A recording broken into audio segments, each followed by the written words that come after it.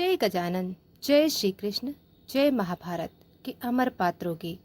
प्रिय श्रोताओं, आज की कथा उन भावनाओं की है जो कभी ग्रंथों में पूरी नहीं लिखी गई, पर जनमानस में सदियों से जीवित है। प्रिय श्रोताओं, यह कहानी है एक रानी की, एक योद्धा की और उस मौन मिलन की जो चीर हरण के बाद हुआ।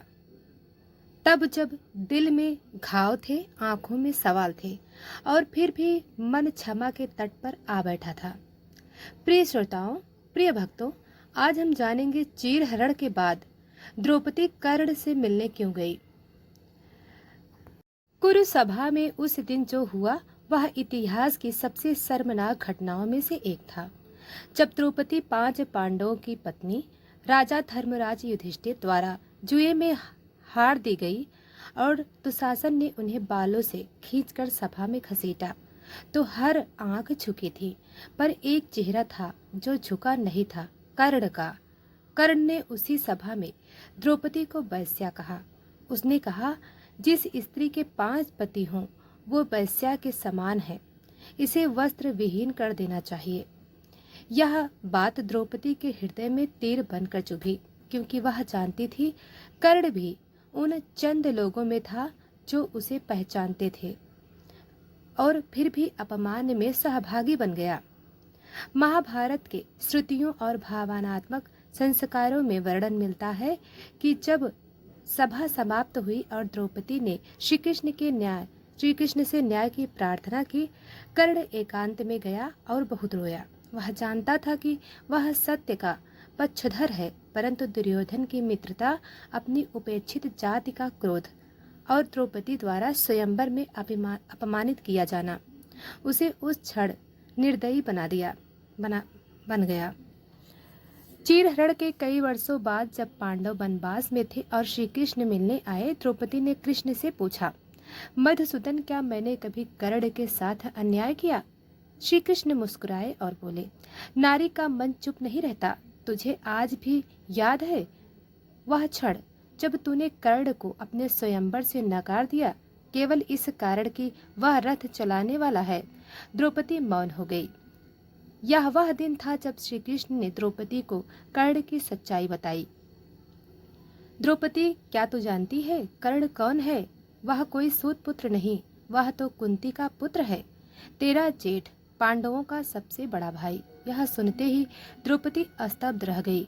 उसके मन में तूफान उठा, जिसे वह तिरस्कार से देखती रही, अपमान का दोषी समझती रही। वह उसका पति का बड़ा भाई निकला।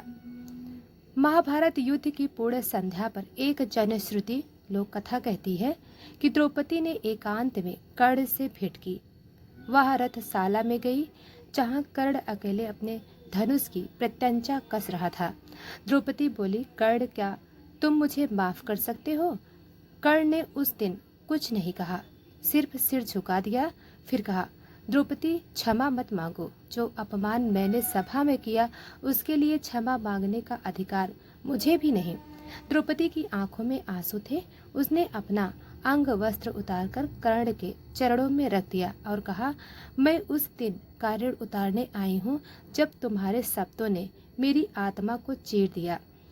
अब मैं जानती हूँ तुम ही वह पुत्र थे जिसे माँ कुंती ने खोया और मैंने अनजाने में तिरस्कृत किया। कर्ण ने वह वस्त्र उठा लिया और कहा, द्रौपदी, तेरी आंखों में जो जल है वह गंगा के समान पवित्र है।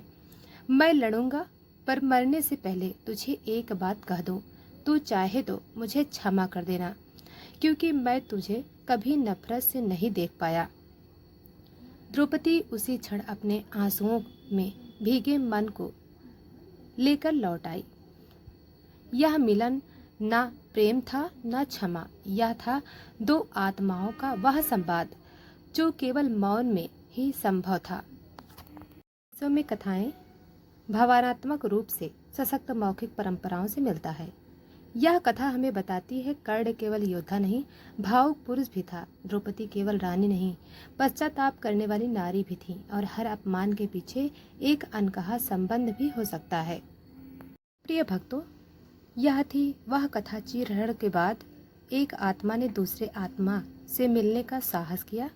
कर्ण और द्रौपदी का यह मिलन कोई प्रेम कथा नहीं, बल्कि यह है क्षमा, पश्चाताप और आत्म स्वीकृति की कथा।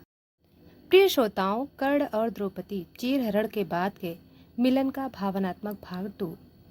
जिस कथा की शुरुआत एक सभा में अपमान से हुई, वह अब पहुंची है आत्माओं के मौन संवाद तक।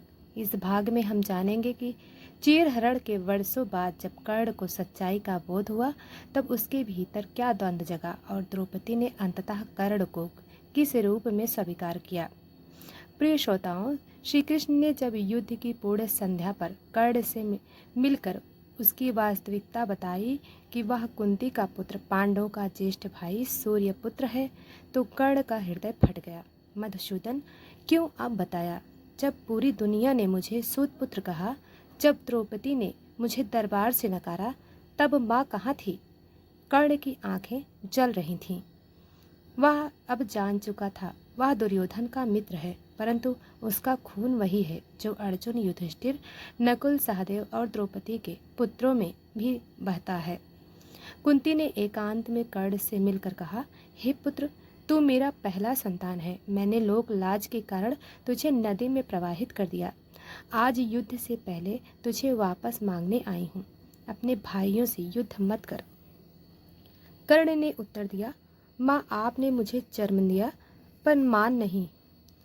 मेरी माँ वो है जिसने मुझे पाला, पर वचन देता हूँ केवल अर्जुन को ही युद्ध में निशाना बनाऊंगा और बाकी पांडवों को छोड़ दूंगा। कुंती मौन रह गई। द्रौपदी को यह सब श्री कृष्ण से ज्ञात हुआ। उसका मन फिर से चीरहरण के क्षणों की पीड़ा में लौट गया, पर अब पीड़ा का रूप बदल गया था। अब उसमें एक माँ, एक बहन और एक पश्चाताप से भरी स्त्री की भावनाएं थीं। उसने अकेले एक बार फिर कर्ण के समक्ष जाने का निर्णय लिया। युद्ध के पहले दिन की संध्या थी। द्रौपदी वेश बदलकर शिव मंदिर की ओर जा रही थी। वहीं एक रथ खड़ा था जिसमें अकेले कर्ण ध्यानस्थ अवस्था में बैठा था। द्रौपदी बोली, कर्ण, क्या तुम मुझसे नफरत करते हो? कर्ण ने आंखें खोली और कहा, नहीं, मैं उस दिन से स्वयं से नफरत करता हूँ जब मैंने सभा में तुम्हें वह कहा जिसे कोई भी पुरुष कभी स्त्री से कहने का साहस नहीं करता। द्रौपदी की आंखों से आंसू बह निकले। कर्ण, तुम सूत पुत्र नहीं थे, पर मैं स्वयं के गर्भ में तुम्हें पहचान नहीं सकी। अगर समय कुछ और होता तो शायद तुम्हारे बाणों से नहीं, तुम्हारे शब्दों से मेरी आत्मा का श्रृंगार होता। कर्ण ने द्रौपदी से कहा, मैं युद्ध करूंगा, लेकिन मेरी आत्मा अब विक्षुब्ध नहीं, शांत है। तेरे आंसू मेरे जीवन की पहली विजय है। अब मैं मर भी जाऊं तो चैन से जाऊं। द्रौपदी ने अपने केसों में लगे फूल को निकालकर कर्ण के चरणों में रख दिया और कहा, यह उस दिन के लिए है जब सभा में मैंने न्याय नहीं मांगा, सिर्फ प्रतिशोध मांगा था।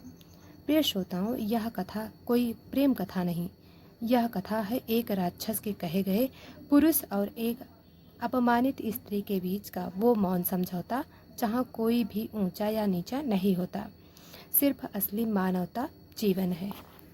प्रिय श्रोताओं, अगर आपको यह कथा अच्छी लगी हो तो वीडियो को लाइक और चैनल को सब्सक्राइब करें। बेल आइकन को जरूर दबाएं ताकि हमारी हर भक्ति वीडियो आप तक पहुंच सके। धन्यवाद।